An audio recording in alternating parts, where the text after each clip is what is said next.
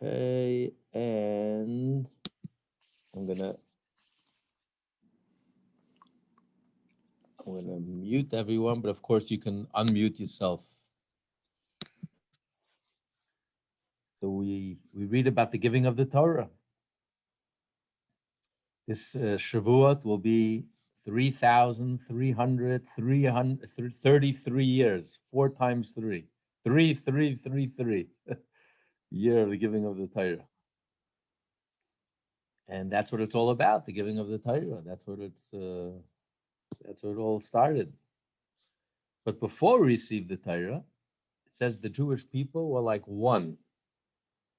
They camped out the mountain by Yichan Sham in the singular. Rashi says, Ki ish echad v'levech, like one person, one heart. Of course, the only one we find this idea of unity. And even though no two Jews look alike, no two Jews think alike, two Jews, three opinions, and yet this unity that we're like one, we only find with the Jewish people. The only time we find it amongst non-Jews, as in last week's parasha, it says when the Egyptians chased after the Jewish people, it also says in the singular. Mitzrayim was traveling after them in the singular. Rashi says like one person, like one heart. But again, it's the Jew that unites everyone. When they were chasing the Jews, you see it in anti-Semitism. So the Jew has the power to unite the whole entire world. The only time you get the world to agree on is when it comes to the Jews. So you see, that's our gift. That's unique to the Jewish people, because it's an essential unity, and that's also why we start out the davening. Before we daven, it's brought down also in Shulchan Aruch, but it's from the Kabbalah that you should accept upon yourself the mitzvah of love your fellow Jew like yourself. Alter Rebbe put it in the Siddur, and he says you should say it. Not only you should think it, but you should actually say it, and we say it. Areini makabel elai, I accept upon myself mitzvahs. I say the positive commandment. Love your fellow Jew like yourself. And then immediately we start the introduction to davening, the prayer, with Ma Tovu Alecha Yaakov Mishkenesecha Yisrael. The previous Lubavitcher Rebbe said that we start out with first thinking and then saying, and then Ma Tovu is action, implementing an action. Ma Tovu Alecha Yaakov was actually the curse. Bilam was meant to curse the Jewish people, and instead he blessed the Jewish people. He said, how good are your tents, Jacob? Mishkenesecha, your dwelling place is Israel. And it says from his curses, you can tell, from his blessings, you can see what he was intending. He wanted to curse the Jewish homes and the Jewish tents. And Mishkenesecha refers to the tabernacles, the temples. But instead, he ended up blessing. And this blessing remains until this day. And what was the blessing? Why was he so astonished? Why was he so excited about the Jewish homes, that he blessed the Jewish homes, the tents? Because it says the doors were not facing each other. Out of modesty, the doors were not facing each other. No one should look with his nose into someone else's tent, what's going on in someone else's tent. And then he blessed Mishkenesecha, the dwelling places, the houses of study, the houses of worship, the shuls, the synagogues, the houses of study.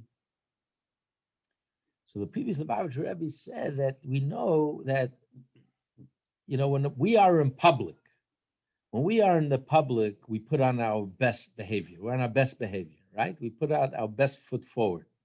When we are in the synagogue, when we are in the house of study, in the kollel, in the synagogue, we present ourselves in the best possible light. When we are at home, we let our hair down. We act a little more natural, a little more ourselves. We're not exactly on the same level that we are the way we present ourselves in public. So he says that was the praise. Bilam praised the Jewish people. Their doors of their tents were not facing each other. They didn't see each other the way they were in their tents.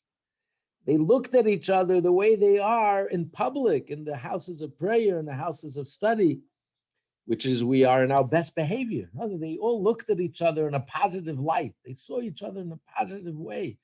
They looked at the best within the other person, viewed them in the best possible narrative possible, the best possible way. So that's implementing the love of your fellow Jew like yourself, that you look at them the way they behave, the best behavior, the way they're behaving on Shabbos and Yom Tov, when we are in our best, or Shoshana, Yom Kippur, we are in our best. That's how you look at each other. Because in a real sense, that's the real you. The way you're acting, your best behavior, that's your potential.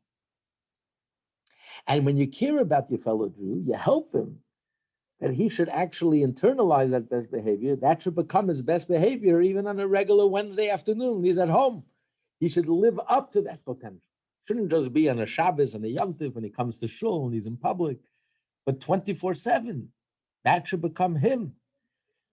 So this was what Bilam commented, and he praised how good are the tents of the Jewish people, how they get along with each other. They look at each other with a right eye, in a positive way, a positive view. And so that's fulfilling and implementing the love of your fellow Jew like yourself. Now, the previous Lubavitcher Rebbe, before his bar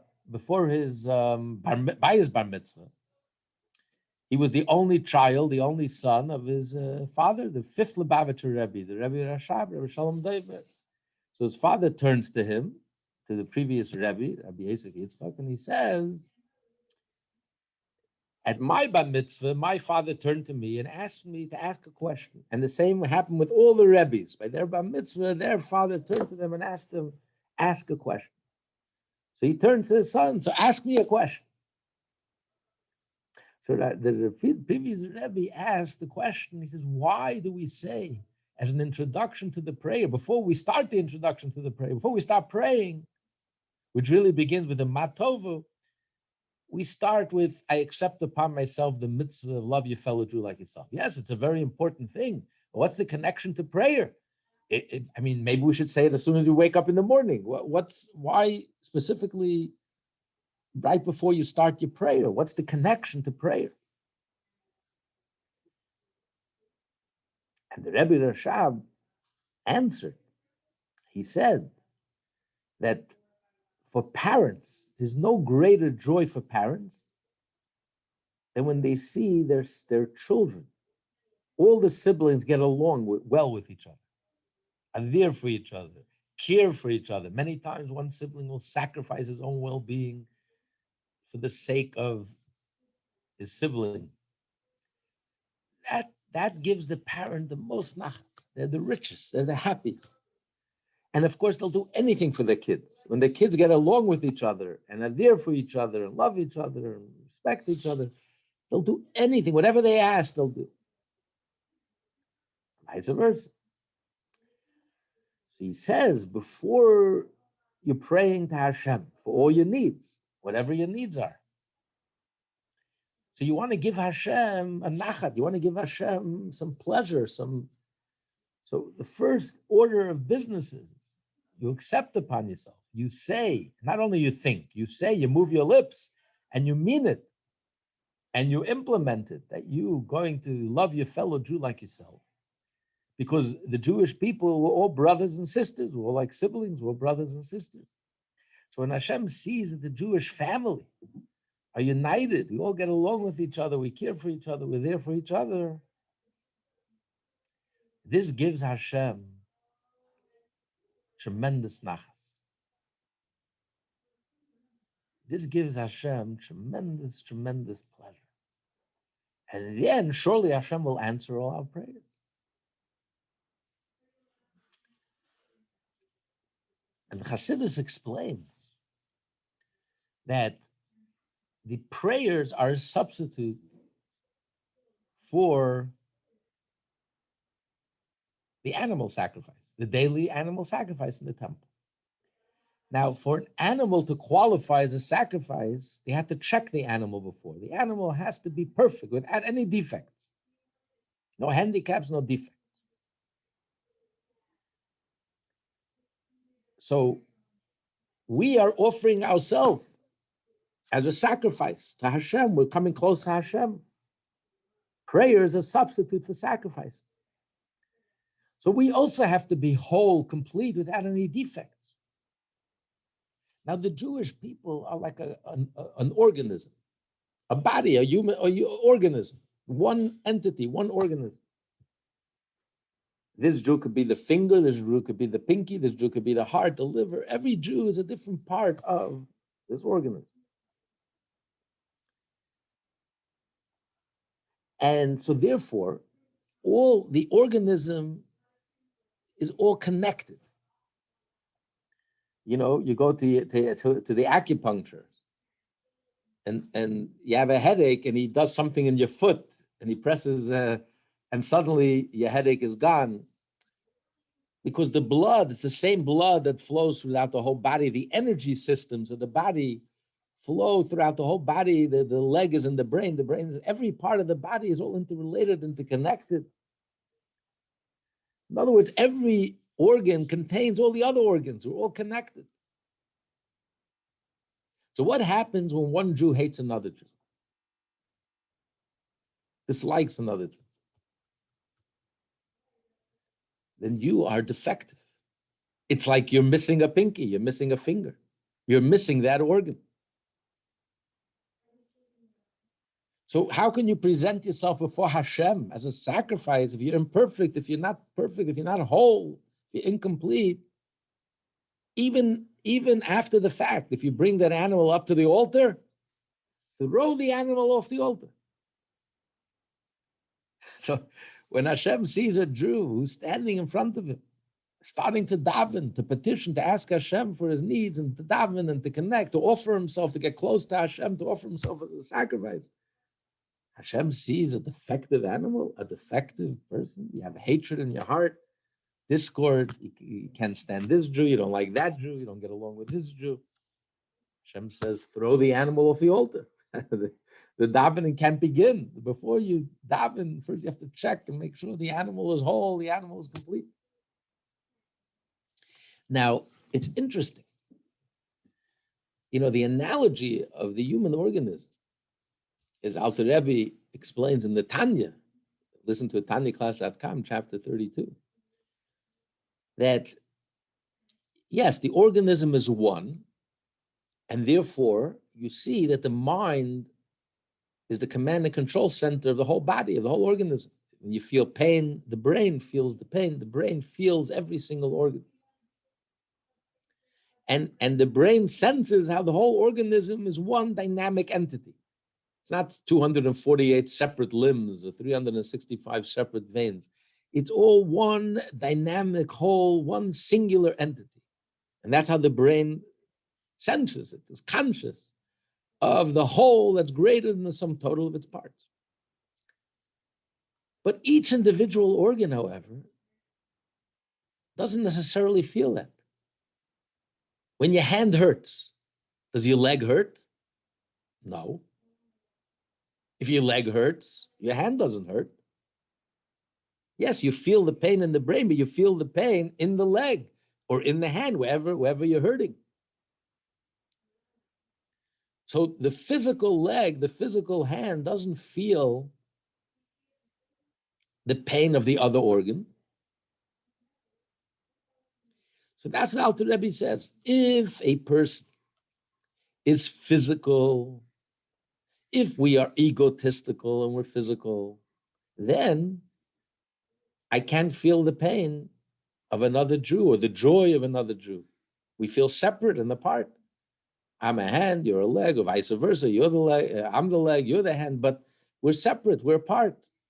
So if a person is physical, then there's a disconnect. I don't sense that unity. But if a person rises above his neshama, if a person rises above his body, if a person transcends his ego, rises above his ego and senses that we are one, that we're part of the Jewish people, the Jewish whole, we're one soul divided into 14 million bodies, we're really one, then you start sensing the joy of another Jew. And when another Jew is successful, you rejoice for them, you're happy for them. When another Jew is in pain, you empathize with them, you feel their pain. You feel one and connected with the other Jew, and you love the other Jew. And that's the whole purpose of prayer. The whole purpose of prayer is that you have to rise above your ego. And you have to, when you rise above your ego, then you feel united and connected with each and every Jew. That's the acid test. That's the sign that it's real. So before you start prayer, you have to unify yourself with each and every Jew. And that's why also prayer, we don't pray in the singular. All our petitions, all our requests, we don't say, Hashem, heal me, bless me. What do we say? Heal us, bless us. Everything is us, because that's the essence of prayer. Essence of prayer is you're transcending, you're rising above your ego, you're connecting with Hashem. Then you sense we're all one. What makes me Jewish is what makes the other Jew Jewish. I am within him, he is within me. We're all connected, we're all one. And therefore, not only do you think, not only do you say, but you actually live up to it and implement this idea of loving literally loving your fellow Jew like yourself. You're moving your lips physically, but you're fulfilling this mitzvah of loving your fellow Jew like yourself. Now, today is the yahrzeit of the 33rd yahrzeit of Rebbe Chaim Mushka, the Rebbe's wife, the middle child, the middle daughter of the previous Lubavitcher Rebbe. He had 3 daughters. And, she lived through the hardest 30 years in Jewish history.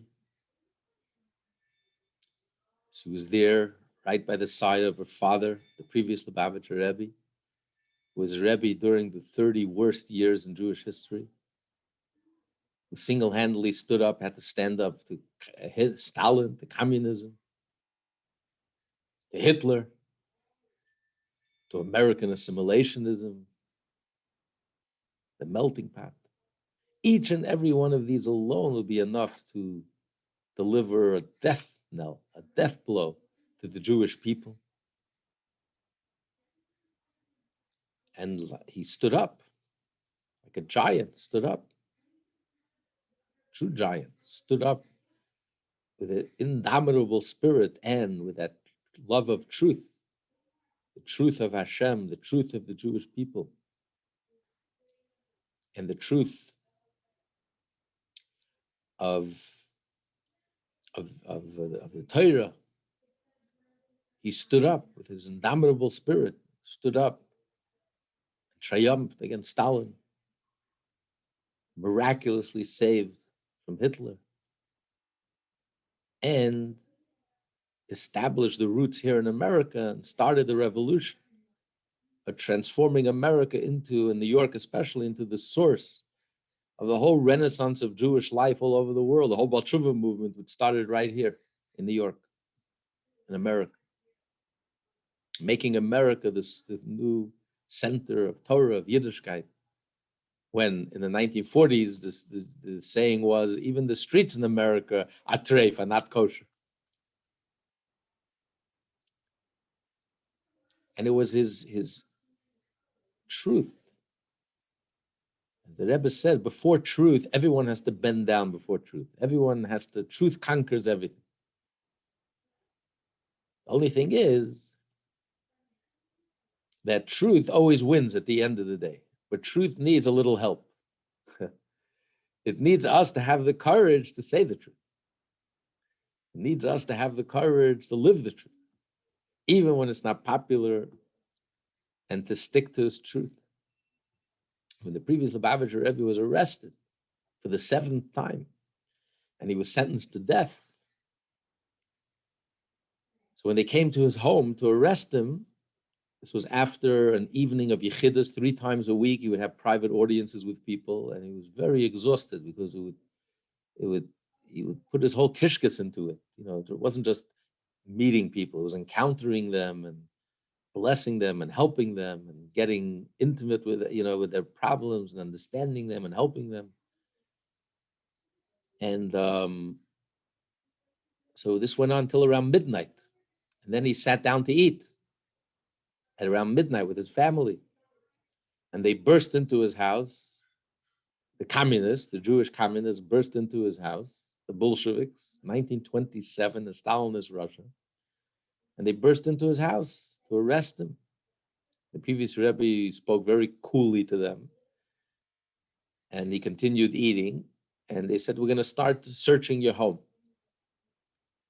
And the first room they went to was the room of his daughters, 2 of his daughters, the Rebbe Chaya Mushka, the Rebbe's wife, and the younger daughter, Shena. And the one who led this raid was Nachmanson. He came from a Lubavitch family, actually. And he turns to the girls and he says, "Which party do you belong?" And they said, "We belong to our father's party. We're apolitical. We're very proud Jewish women, Jewish girls and women who belong to the Bnei Yisrael. We belong to our patriarch Jacob. We're very happy and very proud of our ancient ways. And we despise the new ways of communism." And the previous Rebbe overheard this, and he was so impressed. He got so much nachat from the level-headedness of his children. They spoke so firmly and confidently, and they weren't intimidated. And, with the outer cool, calm, even though inside you can imagine how they felt. This was like getting visited by the Gestapo. And then they arrested the previous Rebbe. Now, when miraculously the previous Rebbe was released, and instead they commuted his sentence to exile, who did he go with? Who did he take with him? He took with him Rebbe Chaya Mushka. And she was also in Berlin with the Rebbe when Hitler came to power, 1933. Then they were in France. They were in France when Hitler invaded France. Then they went to Vichy, and then they eventually came here in 1941 to America. And she was there by the side of her father as he was creating the revolution. So she represented emes, truth. That truth, the truth of the Jewish people, the eternity of the Jewish people, the eternity of Hashem, the eternity of the Torah. No force on earth, not a Stalin, not a Hitler, not American assimilationism, even though almost everyone else was just totally intimidated and lost any hope and confidence in the future. How could we overcome this communism, Bolshevism that swept a whole generation, swept the entire country? How can we overcome the Holocaust? How can we overcome this American assimilationism? Everything was going downhill. Everything seemed hopeless, lost. And this truth of knowing and having the courage to believe the truth and live the truth and speak the truth, this is the strength, that eternal strength, that bedrock, that eventually turned the tide. And then she was the Rebbe's wife, the Rebbe's half. And this is the inner strength, because to be able to overcome, to be able to turn the tide of assimilation, to be able to accomplish what the Rebbe accomplished, 5,000 Chabad houses, over 7,000 Tanyas, almost 7,770 Tanyas published in every city in the world and studied in every city in the world. And over 5,000 beautiful Chabad houses, centers, Jewish centers of life, thriving, every corner of the world. It all is based on that tremendous inner strength, a tremendous inner vision, confidence, and emes. And before emes, everyone has to bow down. Everything has to bow down. So this is about the Torah is not just, the Torah is life. Torah is not just limited to the shtetl, fiddler on the roof, or maybe Mesopotamia. Torah is eternal, relevant today, 2021, on the Upper East Side, for all 70,000, maybe now we're 60,000 Jews. Every Jew that's living here, no matter where you are, who you are, it's real, it's relevant, it's current, it's vibrant. And with each passing day, it becomes more and more current and relevant and powerful. And that's what she embodied. She embodied that emes, that Judaism, Torah, Yiddishkeit is livable, it's natural, it's real. You know, we had in our community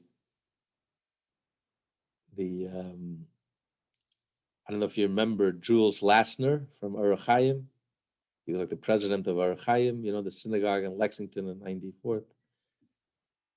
And his wife's, his in-laws, his wife's parents, his father-in-law helped the Rebbe when the Rebbe was in Paris.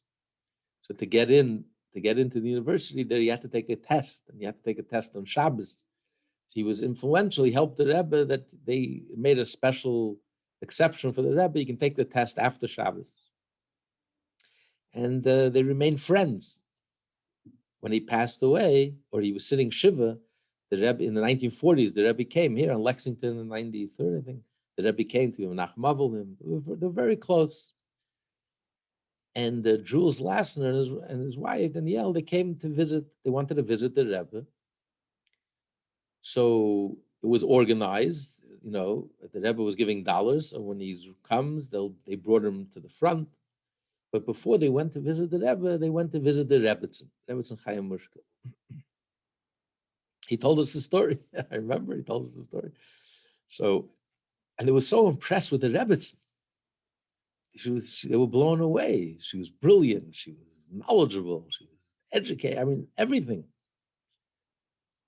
And after spending an hour with the Rebbetzin, then they were brought to 770, and they came right in, and they brought him, you know, they brought him to the front of the line, and they went right into the Rebbe. And the Rebbe gives him $1, and he tells the Rebbe, says, now I know why the Rebbe is so great. He says, because behind every great man is a great woman. He says, you know, the Hasidim wanted to kill him, you know, but the Rebbe's smile was like, oh. So this was the Rebbe's life partner, half, and it was this emes, this genuineness, this Yiddishkeit is genuine, it's livable, it's natural, it's real, and therefore it's inevitable that Yiddishkeit will triumph, truth will triumph. Everyone has to bow down to the truth. Truth ultimately wins the day. Lies have no leg to stand on. And truth ultimately will win, but only if we have the courage of our conviction to stand up for the truth, live the truth, sacrifice if we have to for the truth. And then there's nothing that can stand in the way of the truth. And that's a living Torah. Then the Torah, then this world becomes a Torah world. And the Torah becomes a living reality. When it becomes a living reality by us, then it becomes a living reality for our environment, all those around us. We influence all those around us. Enthusiasm is contagious. It spreads. And there's no immunization for this spreading, for this type of spreading. When goodness and godliness spreads, there's no vaccination for it. There's nothing that can stop it. Emes, truth, vanquishes and conquers, and totally triumphs. So, in the merit of the Rebbetzin, merit, we should actually live to see this world transformed into a Torah world. We ourselves should create that revolution in our own lives, connect to the truth of the Torah. We should have the courage of our conviction to live it, to breathe it, not only to say it, to think it, but to do it and to mean it. And then we inspire one Jew, and that Jew inspires another Jew, and it's like a torch, unstoppable. It sweeps the world, and all it takes is one person, right? One person started a whole pandemic, and look, it swept the whole entire world. Imagine the power of good is so much more powerful. All it takes is one person to do that good, and it'll sweep the whole world, and will merit to see the coming of Mashiach now, the fulfillment of the dream, our dream. Matan Torah was a vision. Hashem had a vision and a dream. And this vision and dream will surely be realized and fully implemented. And that's the vision of the world looking exactly the way Hashem wants the world to look. Truth will triumph. Godliness will triumph. Justice will triumph. Morality and ethics and spirituality and godliness, holiness and purity will triumph. Torah will triumph. The Jewish people will triumph. The holy land of Israel will triumph. The 7 righteous Noahide laws will triumph and sweep the whole entire world in its embrace. And may this all happen now. And have a wonderful Shabbos, Shabbos Mevarchim. It's a Shabbos of blessing. And may each and every one of you and all of us be blessed from Hashem. Everything that we need, first and foremost, health, long life, success, and nachas. Any questions, comments, thoughts? Unmute yourself and feel free to. Thank you so much, Rabbi. Thank you. Thank you, Chaim. What year did the Rebbitzin pass away? 1988. Oh, so this is 33 years? 33 years, yeah. Wow. Yeah. I remember the Levaya, I remember the funeral, yeah. Yeah. The Rebbe was very shaken. It was very, I can imagine. it was so close. It was like very, it wasn't the same afterwards. It was like. Yeah, I'm sure it was tragic for him. Right. All right. Thank you. It's interesting. In the high priest, the Kohen Gadol, the holiest Jew, was only allowed to enter on the holiest day of Yom Kippur, and the holiest spot on earth, and the Holy of Holies, on one condition: he had to be a married man. It's very. You would think he's going in on Yom Kippur. Yom Kippur, no one has relations anyway. It's one of the things he's not allowed to do in Yom Kippur. You're not home anyway. And the high priest was separated from his wife 7 days before Yom Kippur. He lived in the temple. So on Yom Kippur of all days, that's the one day that you must be married. The rest of the year, it didn't matter. If he was a widow, it's fine. If he wasn't married, it's fine. But on Yom Kippur, he had to be a married man. But because that's where we get our strength from. Our strength comes, get the strength from your wife. That's where you get the strength from. To be able to enter into the Holy of Holies. That's where you get all your strength from. That's the truth, And he wouldn't be able to. He couldn't go into the Holy of Holies if he wasn't. And that's really what the Rebbe did with all the shluchim. He did something amazing. Now it's also all the shluchis of the world are gathered. At least they're gathered by Zoom, virtually gathered this year. First time, like we were gathered also virtually. Our gathering of the shluchim, because of COVID. But all the shluchis are gathered and have workshops and sessions and etc. Inspire each other. So what the Rebbe did for the first time in history, you would send rabbis to different communities. You would send messengers. But this is the first time the Rebbe didn't send rabbis, messengers. He sent families. Married couples, husbands and wives, and not for a year, for a stint, a year or 2 or 3. No, you're living here. You're raising your family here. You're raising your children here. And you better make sure to bring Mashiach, because otherwise you're going to be buried here. This is your community. This is your home. This is you're an ambassador. You're moving here. You're living here. So in other words, it wasn't just sending a rabbi, a messenger. It was the family. Like the high priest on Yom Kippur, you have to be there with your family, your whole family. And family is Judaism in action. Is Judaism come alive? It's not just talk. You can talk about love your fellow Jew like yourself, but in real life, it's your family. Hashem made it easy on us. He says, you know what? I'll give you one person. Love every Jew like yourself. It's a little hard. I mean, get just one person. See if you can accomplish that. So this is a living, like the family, like a laboratory. It's like a living, breathing Judaism. So it's Judaism come alive. It's real. It's natural. It's real. And that's what has the greatest impact on the community. They see a living example of Judaism, a living, breathing example of real life, day-to-day, real-life Judaism. Not the eloquence of the rabbi, the brilliance of the rabbi, who, with all due respect, who cares? There's a lot of eloquence out there in the world. There's a lot of brilliance out there in the world. What people are looking for and hungry for is for emes, for something genuine, something authentic, or something real. And that's what you see in the Jewish family. That's what you see in the Jewish family life. So the home, and that's really what the Rebbe did. He transplanted over 5,000 families and homes and real live Judaism happening on a daily basis. And that's really what created the whole revolution, the whole Baal Tshuva movement, the whole revolution of Judaism in our generation. So this is something very unique, something that was never done before, something that's the woman. Without the woman, that doesn't happen.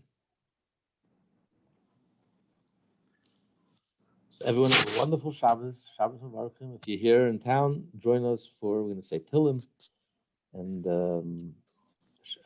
may you all be blessed. We're going to resume the Siddur class, the prayer class, Tuesday, 6:30. Adon Olam, we're going to study Adon Olam, very powerful prayer. Please join us, live or on Zoom. And next week, we'll meet again at 7:30 and discuss the Parsha. Everyone have a wonderful Shabbos. You too. Thank you. Shabbat Shalom, Rabbi. Thank you. Thank you. Thank you so much.